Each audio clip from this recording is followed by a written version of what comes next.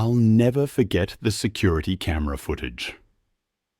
Cherry blossom petals danced in the air that spring morning, and there he was, Kesi, a white gorilla, unlocking a lock that had been closed for years. He was heading towards an elderly woman in a wheelchair. It was more than just animal behavior. It was proof that love knows no boundaries. A love I knew intimately. You see, that gorilla was the product of genetic engineering, and the woman he sought was the one who had rescued him. The answer to how such a bond could form lies hidden in their story, a bond that even science struggles to fully explain. It begins with Emma Carter, who dedicated 42 years of her life to working with primates, showing them a compassion that, sadly, some humans lacked. But nothing in her life would be as profound as the night she raided that laboratory. That night in 2006, everything changed for Emma, and for a 5-month-old white baby gorilla. Controversial experiments in genetic engineering were gaining momentum, and Emma, a researcher for a private animal rights organization, had been watching a suspicious laboratory for months. She finally managed to get inside, and what she saw shook her to her core. In a small cage in the middle of a cold, sterile room lay a gorilla infant with fur as white as snow. All the other gorillas she saw in the surrounding cages were dark-colored, natural-looking. But this infant was different, defying the laws of nature with its perfect whiteness.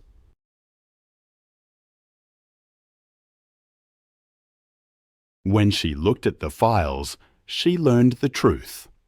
This was one of the first genetically modified gorilla infants. Not albino, but the result of deliberate intervention. Scientists had tampered with its genetics to display it as a rare species, perhaps even to sell it to wealthy collectors. But right then, that tiny being was living without a mother, without love, only as an experimental object.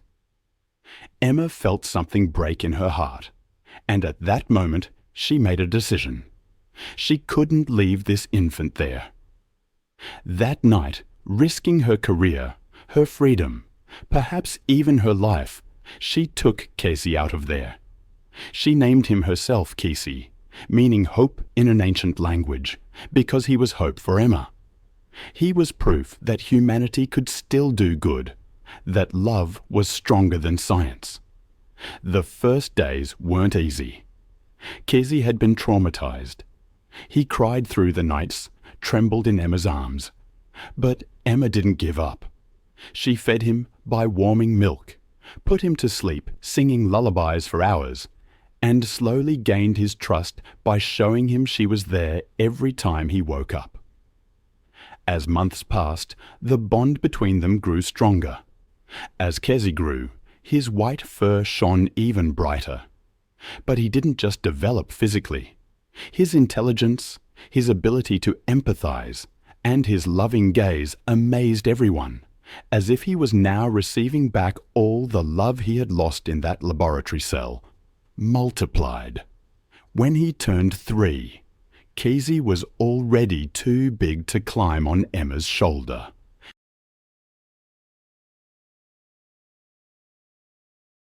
But he still came to her side every morning, rested his huge head on her knees, and waited for her hands to wander through his fur. This ritual was the most sacred moment for Emma, because those moments were a time for a silent conversation they both shared. Emma taught Kesi simple things: how to peel fruit, how to play games, even how to open a simple lock.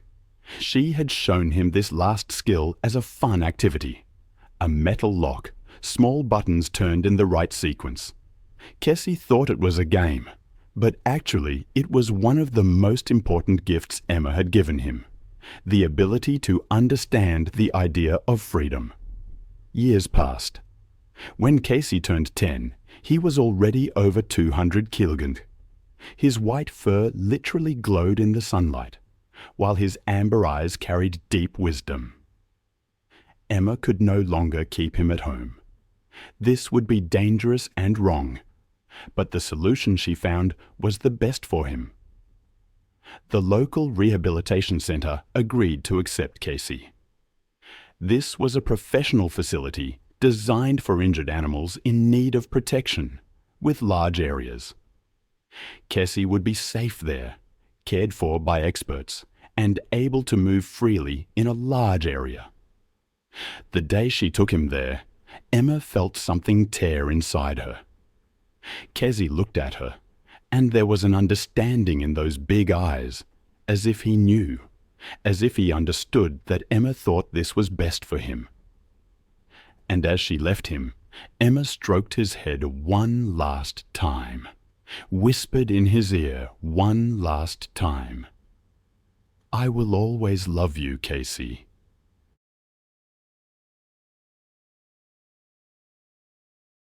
"You're my son." And Kesi touched Emma's face one last time. Those giant fingers touched hers as if making a promise that he would never forget her. After that day, Emma visited him every week. According to the centre's rules, she couldn't make direct contact, but just watching him from behind the bars was enough. Every time Kesi saw her, he would stand up, place his hands on the bars, and look at her. Such a look that it was as if he was speaking, as if saying, "Mum, you're here. Everything is—" Time was merciless, especially toward Emma. When she reached 65, the diagnosis was merciless: amyotrophic lateral sclerosis, motor neuron disease. I can only imagine what that must have felt like. Her body began to betray her, strength leaving her legs, hands trembling. Within a year, she was confined to a wheelchair, her speech slurred, each word an effort. But her mind remained sharp, her feelings deep. That, she said, was the most painful imprisonment of all. To understand everything, to feel everything, yet to express almost nothing. Visiting Kesi, her son, was no longer possible. Months had passed since she last saw him, and the absence was consuming her. She knew her time was running out, and she wanted to see him one last time, just one last time. Her sister Sarah understood. She contacted the Rehabilitation Centre, secured special permission, and one spring morning, with cherry blossoms dancing in the air, she wheeled Emma to the centre.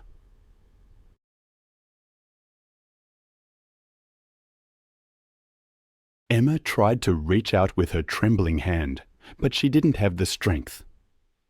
When Kesi understood, he extended his own giant hand through the bars. His fingers touched hers. It was like electricity. 10 years. She hadn't been able to fully touch him for 10 years. And now those giant fingers were intertwined with hers. Warm, soft, familiar. Kesi's fingers began to tremble. Was he crying? Could gorillas cry? Emma didn't know. But at that moment, she knew they were both feeling the same pain. A word fell from her mouth. Kai. His huge head bowed further, leaning against the bars as if trying to hug Emma. And then something strange happened. Kesi pulled his hand back, turned his head slightly to the side, examined the lock on the edge of the bars, and took action. That simple lock mechanism Emma had taught him as a game years ago. 3 buttons, turned in a specific sequence, would open it. A simple but effective system to prevent accidental openings. But Kesi remembered. He turned the first button right, the second left, the third right. A click. The lock opened. Sarah gasped. "Oh my God," she whispered. Security guards noticed the situation on the monitors and panicked. The alarm sounded, But Emma wasn't afraid. She was looking into Kesi's eyes, and there was no danger there. Only love. Kesi slowly pushed the door. The metal bars creaked open, and the giant gorilla, for the first time in 10 years, stepped outside freely.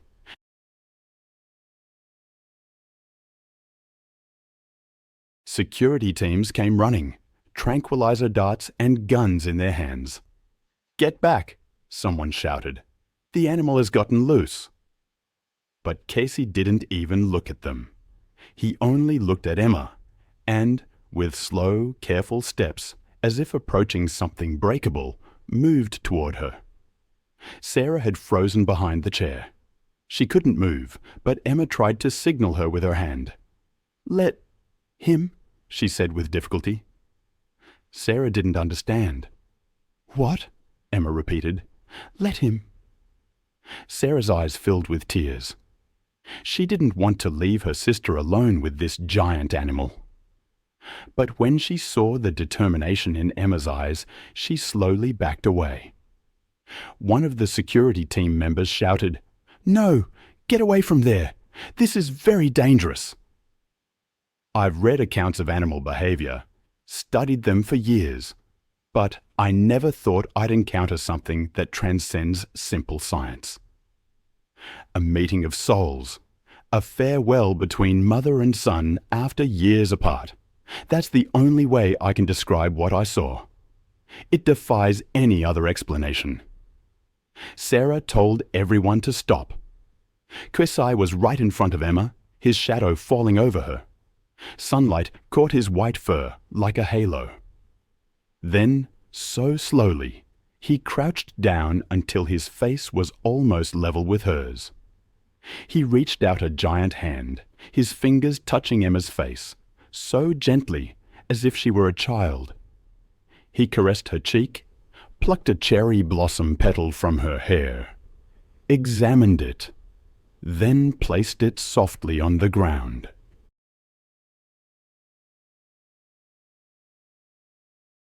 "The most extraordinary thing I've ever witnessed," he said, his voice trembling. "This is something even science can't explain." Sarah was crying, and other visitors silently shed tears. Everyone understood this wasn't just a woman and a gorilla. This was a universal bond between mother and child, a love that disregarded species, time, and distance. Kesi slowly lifted his head, looked at Emma one last time, and then wiped the tears from her eyes with his finger. The movement was so human, compassionate, protective, full of love. Emma wanted to say one last thing, but words weren't enough. Kesi understood. He knew everything she wanted to say. "You are my son," she said with her last strength. Kesi rested his huge head on Emma's knees again and stayed there. They both knew this wasn't goodbye, but a moment of gratitude for the beautiful gift they had been to each other. Cherry blossoms continued to fall, pink petals landing on white fur as the sun shone on the wheelchair. Everything was perfect. As the sun rose toward noon, Kesi remained by Emma's side, unwilling to leave. Dr. Thompson approached slowly, holding a basket of Kesi's favorite fruits. "Kesi," he said softly, "come on, buddy. Let Emma rest."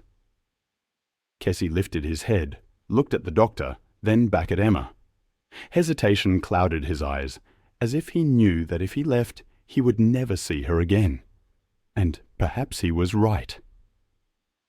Gathering her last strength, Emma gently pushed him away. "Go," she whispered.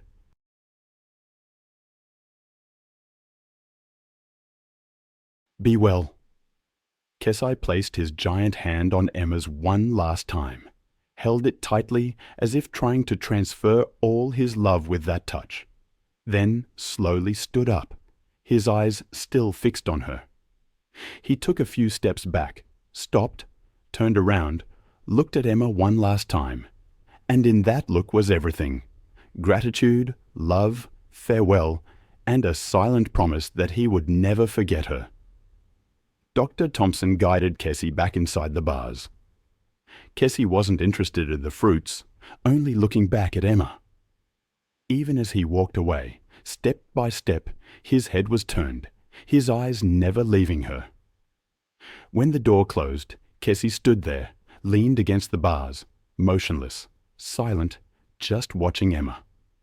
Sarah moved behind the wheelchair. "Should we go?" she asked, her voice still trembling. Emma nodded slightly.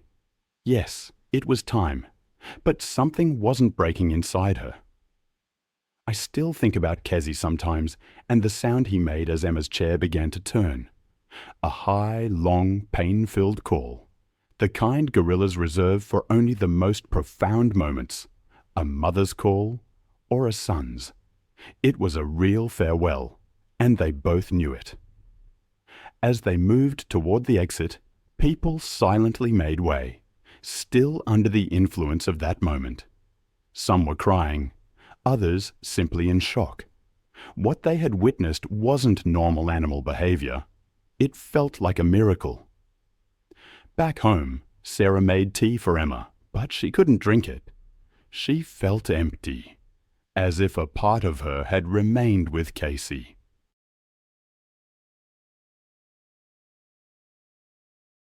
That night, Emma lay in bed, thinking back to the day she first saw him, a tiny white infant, and how she had taken him in her arms.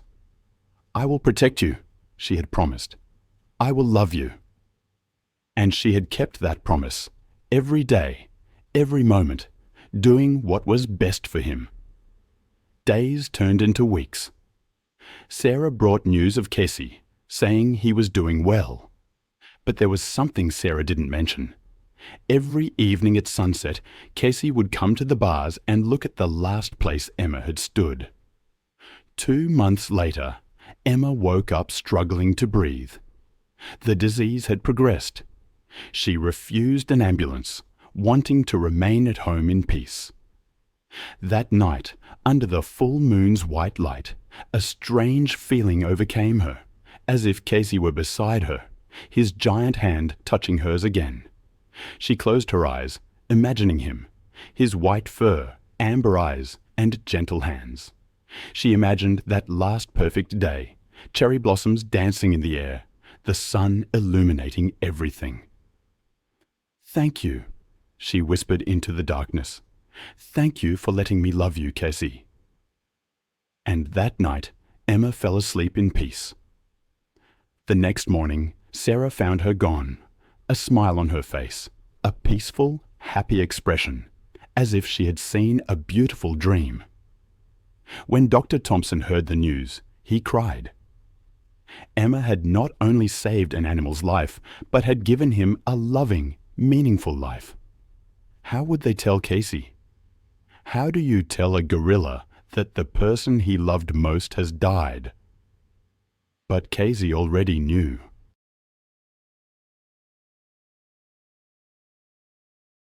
That morning, he hadn't come to the bars as usual, breaking his routine for the first time in days.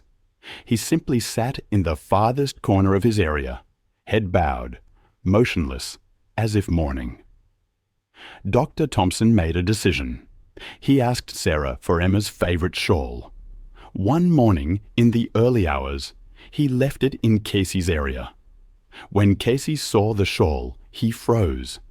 He approached, smelled it, and his giant body trembled. He grasped the shawl, brought it to his face, and smelled it for a long, long time. It was Emma's scent, lavender and daisy. Kesi had never forgotten that scent. He gently pressed the shawl to his chest, bowed his head. From that day on, Kesi slept with that shawl every night, taking it with him in the morning, protecting it as if it were a treasure. It was his way of maintaining his connection with Emma. Months passed. Kesi slowly returned to normal. He ate, he played, he lived. But every evening at sunset, he would take that shawl with him and come to the bars. He would sit there, wait, and perhaps, in a way, Emma was always there.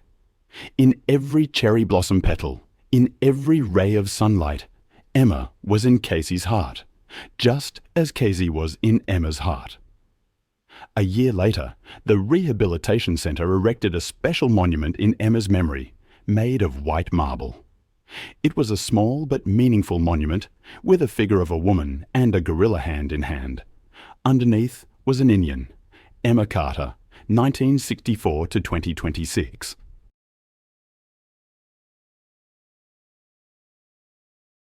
She taught that love knows no language, species, or barrier.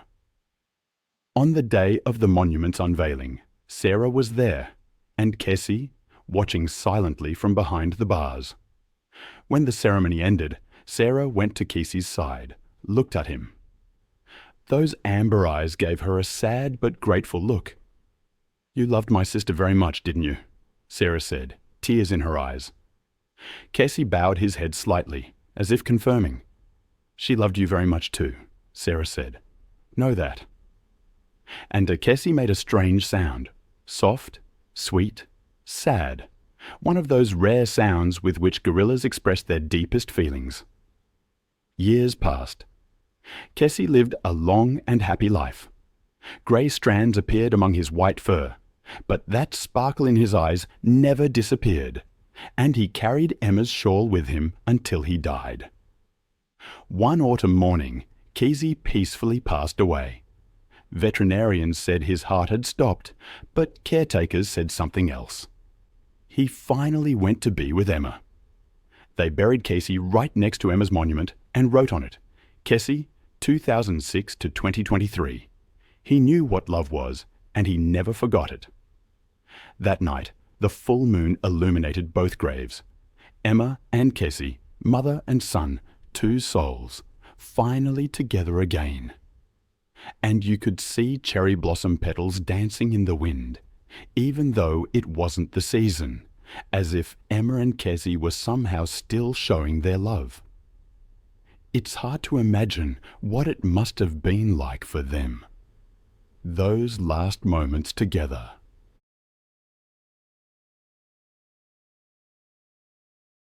I've spent years reading accounts of lives, of loves, of losses.